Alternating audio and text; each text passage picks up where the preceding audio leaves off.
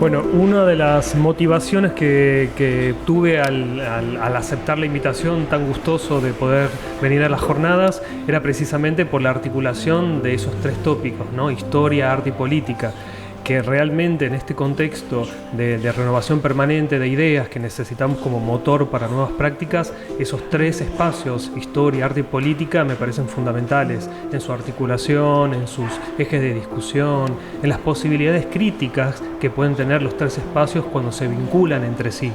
Principalmente lo que más me interesa en este punto es pensar lo nacional desde romper con lo nacional como un criterio de homogeneización, ¿no? Lo nacional en realidad es rápidamente lo heterogéneo.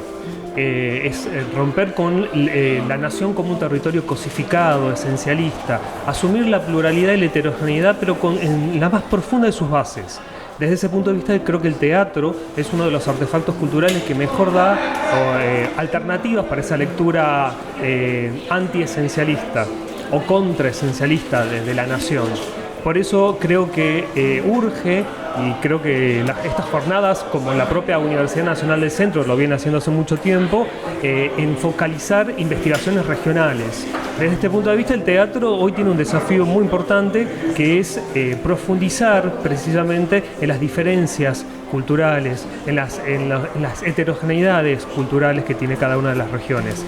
Porque esto impacta en políticas culturales, en distribuciones económicas, en reconocimientos poéticos, en procesos de legitimación y por lo tanto el debatir sobre la región, la regionalización, las heterogeneidades tiene un impacto directo en los mecanismos de políticas, de distribución presupuestarias, de reconocimientos estéticos, etcétera. En lo personal creo que el desafío que tiene la investigación teatral es la que viene asumiendo el campo de las artes en las últimas décadas. Es la urgente y necesaria dialéctica entre el pensamiento y la acción. Pero si uno lo pone a fondo, ninguna investigación científica está ajena de la dialéctica entre la teoría y la práctica.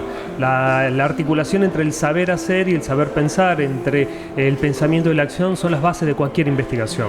Lo que nosotros en el campo de las artes tenemos como desafío es profundizar en esa dialéctica, que el artista en su momento de creación lo tiene muy articulado, y el investigador cuando ejerce su tarea tiene que poder encontrar mecanismos conceptuales, metodológicos para acceder a esa dialéctica.